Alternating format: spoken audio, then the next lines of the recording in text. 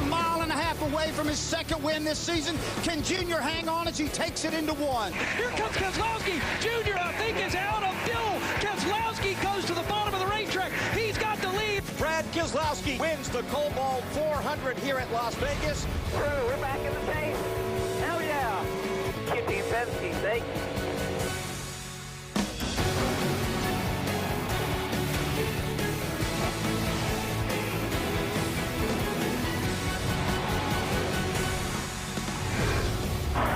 I think if anything, it actually lends itself to better racing. That chance that Dale and Stevie took with the 88 car was way out there, and it was a good, risky move on their part because they had nothing to lose because of this format. That's all we needed. Just 16 ounces. Yes, it really was that close. Hi, folks. Welcome to NASCAR America. Lee Diffie, Wally Dallin back with you all week long. Wally, what a huge weekend for Penske Racing, for Brad Keselowski, doing the double, sweeping the weekend in Las Vegas, the Nationwide race and the Sprint Cup race. And when we look at yesterday's finish, I guess you can say it was appropriate that it was in Vegas. It was quite the show. I would say 2012 NASCAR champ would like to forget about 2013. What a difference a year makes. It's really given him the boost to get the year off to the right start. Shortly, we will hear from Brad Keselowski, who spoke to Kelly Stavist in Victory Lane in Vegas yesterday. Marty Snyder is in the heart of Hendrick Motorsports today, and Jeff Burton tells us about his first race of 2014 and shares his thoughts on NASCAR's new rules. But first up, if you missed the action yesterday, let's get you to the highlights. And when the world's most interesting man gave the command, you know that we were in for an interesting day. It was a beautiful day weather-wise, by the way, and for the second straight week, the 22 of Joey Logano leads from the pole. Speaking of Penske Racing and strategy, have a listen to this, some special code for Brad Keselowski. We could do a course. Copy. Car ain't driving bad. I don't need that. That decision to stay out from Paul Wolfe, his crew chief, was huge in the big scheme of things to give him track position. It would pay dividends later on. How about pit stop drama for the 18 of Kyle Busch? Listen. Stop. Go. Push him. Now, that was drama-filled, but in the end and under caution, that stop would not hurt Kyle Busch because he was able to take the time to get 4 tyres and charge his way through. And this was big too for Brad Keselowski, Wally. Lap 45, another caution. It does not force him to pit under green. Yeah, and that was the whole thing, was the track position yesterday. We see one of the few guys that really could work the traffic, Kyle Busch. His car was handling very well. He could pretty much put that thing wherever he wanted. In the first half of the race, this could have been game over for the eventual winner, Brad Keselowski. Look how close this was. Yeah, these guys really had their hands full, especially, you know, with the new rules on these cars. They were very loose. You could see Brad getting a little bit out of the groove. He got in the dirt, just banged on the wall. And when we talk about the cars being a handful, I mean, these guys are turning right because they're saving the car. They're sawing at the wheel. So we had a lot of handling issues yesterday. These drivers really had to work to keep the cars on the racetrack. And I'm actually surprised there weren't more crashes yesterday watching these drivers. Lap 155 of the 267. And more code, more strategy from the two teams. I mean, I could do a high life or I could do a red. It's your call. Red should be aggressive, and that's what we want to be. Aggressive was a phrase used a lot yesterday. Taking risks was another theme, that's for sure. Kevin Harvick, he thought this was looking like Phoenix all over again. He had a fast car, but Wally, his day came to an abrupt end. Yeah, wheel bearing put Kevin out of this race, but he showed the same strength he had at Phoenix. Another guy that showed a lot of strength was Paul Menard. His car was very good. Him and Slugger have been hitting on all cylinders right now. They're off to a very good start of their season. You mentioned earlier that Kyle Busch was one guy who could pass. Menard did that as well. This was a critical point of the race. The 88 of Earnhardt Jr., he pits from the lead with 57 laps to go. However, with 45 to go, there's another round of stops. There's a caution, and they would re-rack and race to the end. Meanwhile, Junior was able to have priority as far as track position. Keep your eye on Keselowski in the Blue Deuce, starting 3 rows further back. And you know what? Earnhardt, those guys gambled. Keselowski and their team knew that Earnhardt was going to be short on fuel. So Brad put the pressure on Earnhardt, and it worked out perfect. They knew that they were going to probably run out of fuel with a lap to go, and then that's exactly what happened. Look how close that the 88 team got. The run down to turn 3. Not enough. They salvaged the second, but the win went to Penske Racing's Brad Keselowski. Roger Penske's first win at Las Vegas Motor Speedway in Sprint Cup action as an owner. How about this? Keselowski records his 11th series victory and 5th on a mile and a half. Paul Menard in 3rd, his best showing in nearly 2 years. 4 Hendrick cars in the top 10. And then in 5th, Carl Edwards coming from the high teens to salvage a top 5. The big story, though, is Team Penske and its performance this season. Brad Keselowski all but guaranteed his chase berth with yesterday's win, while Joey Logano has continued his consistency that began late last season. Keselowski, the 3rd different winner in the first 3 races this year. And this is what he had to say in Victory Lane with Kelly Stavist. Well, what a start to the season for Brad Keselowski in this 2-car. After a couple top 3 finishes, you get the win here in Vegas. It was a sweep on the weekend, actually. But what were you thinking in those last final laps as you're pushing? The 88 was hot, but you knew he might be running low. I was just trying to force his hand, make sure he couldn't go into fuel save mode. And we had a great Miller Lite Ford Fusion. We really did. And, you know, it was just all about who could get up front at the end and use the clean air to their advantage. We had gotten up to the lead before that. We're doing a great job managing it. And then Dale got to the lead, and he was doing a great job managing it. I don't think we were going to pass him until he started getting the fuel save mode. And when we got close to him, that forced him to really use the gas, and then obviously he ran out. Paul Wolf said that you guys got back to basics. You wanted to be more aggressive this season. Has that been the key to this victory and the success so far? Well, you know, I think in some ways we're back to basics. In some ways we're more aggressive than we've ever been. I think just mostly executing at a very high level, and I'm very proud of that. After missing out last year, to get this win, which all but locks you into the chase, that's got to be a big weight lifted off your shoulders. It is. It's really a chance to enjoy the middle part of the year and just go out and race for wins and have fun, and I'm looking forward to that. This is going to be great. So much talk about the new aero package here at an intermediate track. So to get that win, what does that say, and what confidence does it give you to the rest of the season?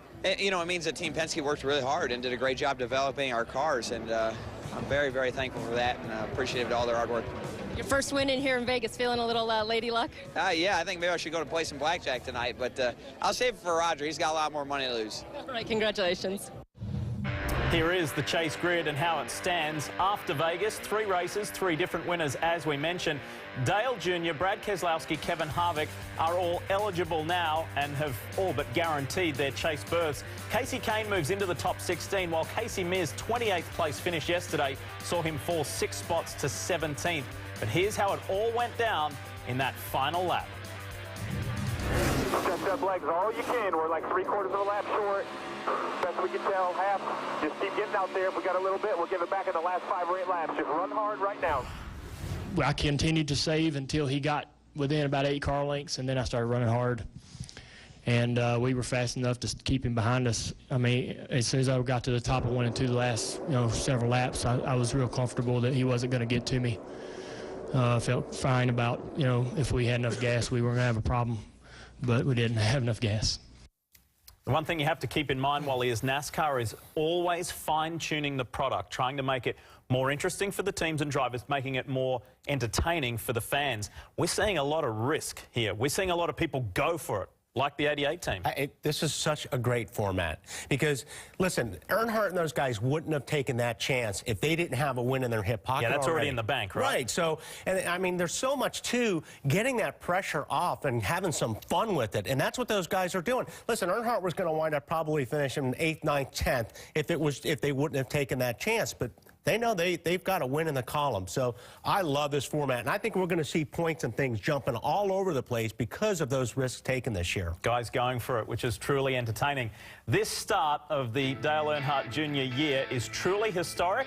He becomes just the 5th driver in series history to finish 2nd or better in the season's first 3 races. Only Richard Petty in 1974 did it in 4 straight. Well, Dale Jr. not the only one to accomplish something special this year. Brad Keselowski yesterday was the first guy to sweep the weekend in Vegas since Jeff Burton in 2000.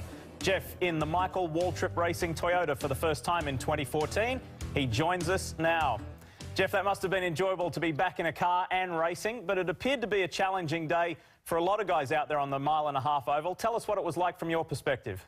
Yeah, Lee, it really was difficult. You know, what happened was on Thursday and Friday, the track had just tons of grip. You just drive really, really aggressively, a lot of throttle, very little brake. Sunday, it was a complete another, it was like going to Darlington, man. It had no grip, slick, so it posed a lot of challenges. Hey, Jeff, you know, with the new rule change with these cars, and we've seen in the past, you know, you have more grip in the car, especially when you're by yourself, and you're picking up a lot more speed, but it's also a little bit tougher to race in those conditions, and it looked like the dirty air was a big problem again. Did you kind of feel that from behind the wheel this week? Yeah, well, no question. You know, the big problem, Wally, is that, you know, if we take a lot of downforce off the cars get spread out, and the racing isn't very good, and we've seen that in the past when the COT first came out. The cars drove terrible, and the racing wasn't very good. So right now we're in a position where make the cars drive good, at least the cars are closer together, it's very hard to pass. When you catch somebody, yesterday we slowed down about 3/4 of a second. From running by ourselves to somebody else. There's just so much drag and there's so much wake that when you catch somebody, it's really hard to clear them. I think it's going to work great at a place like California where there's a lot of different grooves. But honestly, what really surprised me last weekend was the top was good, but it wasn't great, you know? And I just don't think the groove opened up. It did open up, but not for everybody like I thought it would have. And when you got to follow somebody versus being able to go where they aren't, then that aero deficiency that you get when you catch them, that really hurts you. Jeff, each year when the Cup Series goes to Vegas, everyone likes to be a little bit theatrical and talk about gambling and stuff like that in Vegas. Let's take the theatrics out of it.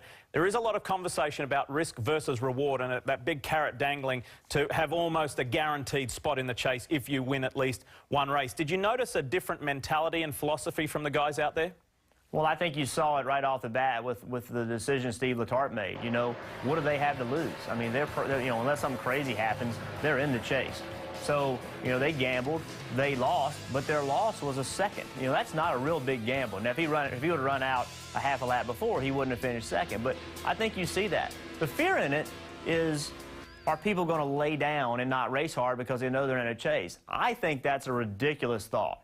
People are there to race because they want to win. And you saw Kevin Harvick, he just came fresh off his win. He was digging, running hard. You know, I think that the new point system allows people to race with more freedom, right? There's more reward if you do great, and once you've done great, it gives you freedom to go do things that maybe you didn't do before. So I do see it in a more aggressive style of racing. Hey, Jeff, this was your first crack at the new format with qualifying, and I'd love to get your feedback on that. It looks like it's a lot of fun. I mean, I know you've done the single car qualifying for so long, but what did you think about it? It was fun, a lot of fun. It is a little hairy at times when people are trying to cool those things down and ride around slow, but other than that, it was way more intense. Not one lap, 4 or 5 laps. You had to really, you know, pump up to make those laps. To me, it was a lot of fun. I really enjoyed it. Well, Jeff, we appreciate you being on the show, particularly the day after a race meeting, so stick around. We're going to talk to you later in the show. All right, sounds good. Over the last 24 hours, one of the big talking points hasn't been Steve Letarte's frustration. Did you like that? Yeah, I'm not too frustrated. Oh, darn. Oh, darn, we've got a runner-up spot. But it's been about that finish between Dale Earnhardt Jr. and Brad Keselowski. And one of the deeper talking points is that Keselowski got his big break in the sport thanks to Dale Jr. You think that crossed his mind at all when they were going at it? Oh, it may have crossed his mind. I don't think he got real sentimental about it as he was trying to pass him. I mean, listen, you definitely appreciate that opportunity, but you're still a competitor, and you still want to beat the guy whether he gave you the opportunity or not. But they have a great respect for each other, as you could see. Oh, it's probably Dale Earnhardt Jr. was pleased to see Keselowski do that, and it was quite exciting to run down to the very end. When NASCAR America returns, we'll head to Hendrick Country to get a real feel for things on the backside of a Vegas gamble that almost paid off, as we saw. What a finish it was. Come on, come on, come on, come on, come on, come on, come on. Coming to the checker, let's go. Nice job. We're back in the chase. Hell yeah. How about there, buddy? Nice work, real good. Thank you, Team Penske. Thank you. It's on sale now. The Sports Authority, all things sporting good. Dale Earnhardt Jr. has won the Daytona 500. I can't believe this. I was way to back up last week. Good job, guys. That's a good job.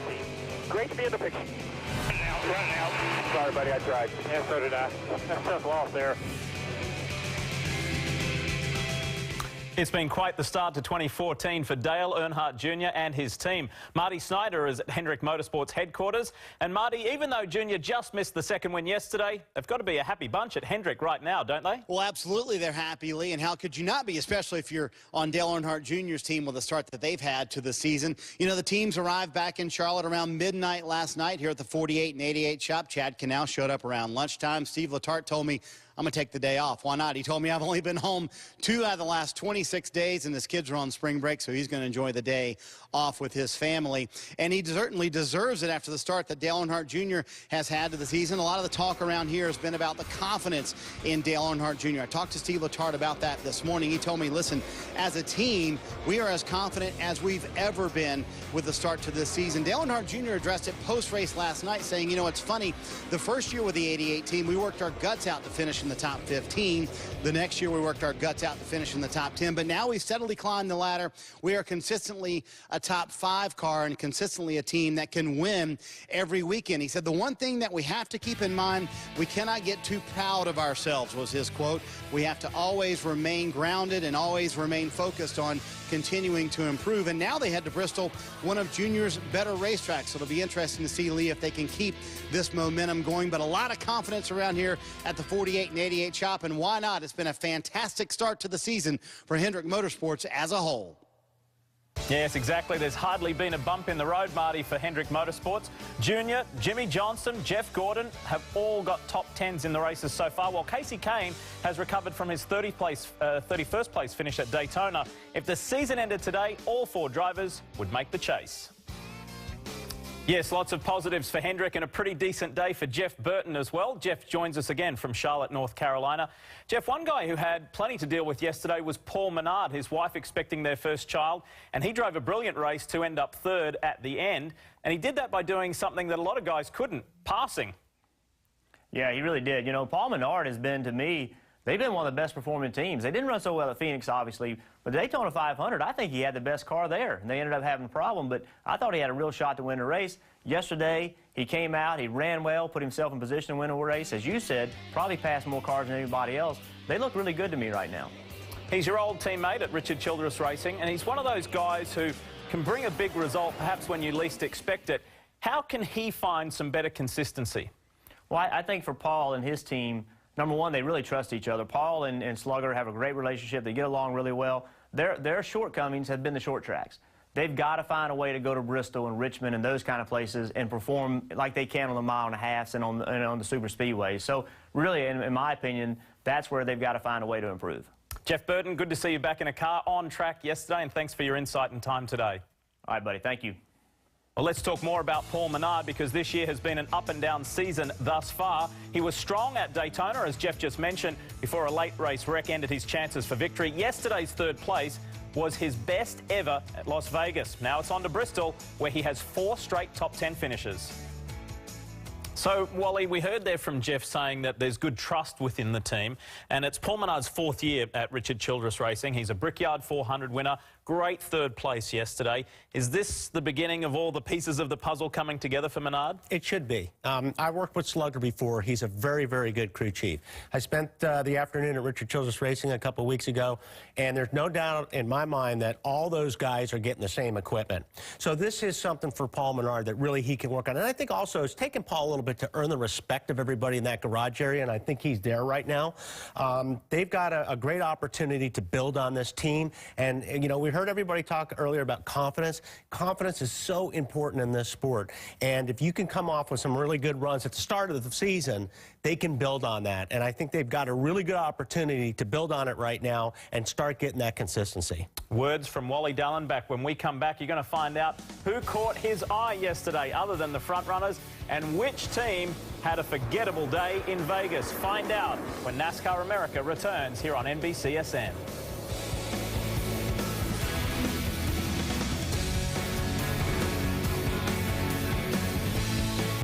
3104 or go to growuplan.com. On this day in NASCAR in 1964, David Pearson beat Richard Petty by half a lap to get his first of 6 Richmond victories. A year earlier, after Junior Johnson scored the win at Orange Speedway, actress Jane Mansfield gave the last American hero a kiss. And 1 year ago today, Matt Kenseth won at Las Vegas on his 41st birthday. Some other news and notes. Front Row Motorsports announced today that David Ruderman will drive the number 35 Ford this weekend at Bristol Motor Speedway. And Chip Ganassi Racing announced that Nationwide Series driver Dylan Kwasniewski has been added to the team's development driver list.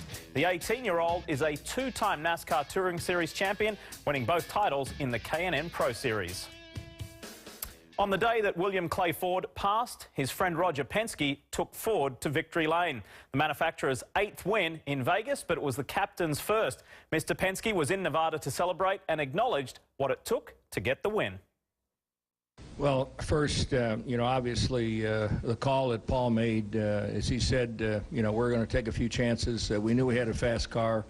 And you could see in clear air how good the car was. But, at the end, the call with Junior, obviously, he had a great car. I've never seen him drive better. And it was going to be a real gunfight if we had to run with him that last part of the last lap. But, again, Paul said, hey, he's probably a lap short. Let's push him. He got by the 99, as he said earlier, and that made a difference. But to me, the team has just done a great job. The team really did do an outstanding job. So too did RCR Wally to get Paul Menard in third.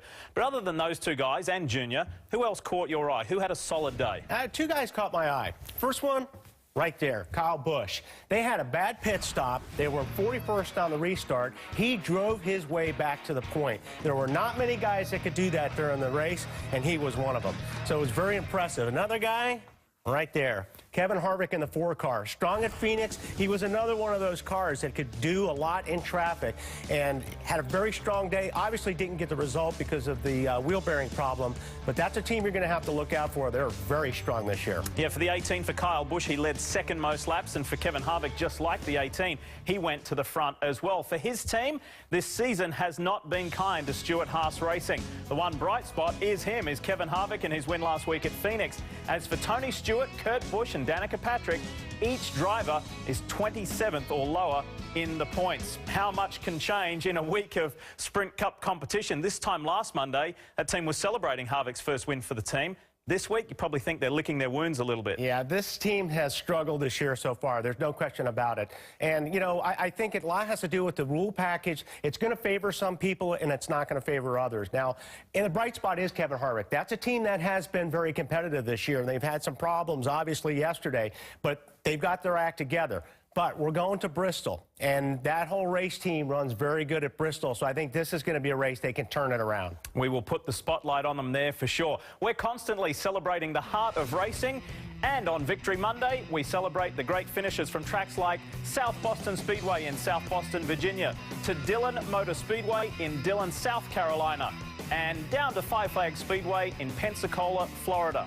More NASCAR America when we return. On his brand new 4-year contract. We'll also have news and notes for all 32 teams. That's coming up at Pro Football Talk at the bottom of the hour right here. The Twitter sphere congratulates Brad Keselowski, but how about this from a 6-time champ, Jimmy Johnson, for his teammate Dale Jr. I feel for you guys. So close. And it most certainly was. Wally, with this revised eligibility to make the chase, we're going to talk a lot about risk and reward. Do you like what you see so far? I love it. I think you're going to see a lot of risks being taken. A couple guys are going to need to start taking risks pretty soon, Tony Stewart and maybe anyone at Roush Fenway. But, yeah, it's going to be a year where we're going to see a lot of gambling. And you think you'll see guys taking risks, teams taking risks that don't normally necessarily take those risks? Absolutely. There's going to be some people that you don't normally see in victory lane that may take the risk to get that first victory. And we're going to continue to talk about that as the week rolls on. From everybody here at NASCAR America on NBCSN, thanks for joining us. Have a great evening. Pro Football Talk is next, and Wally and I will be back tomorrow. We'll see you then.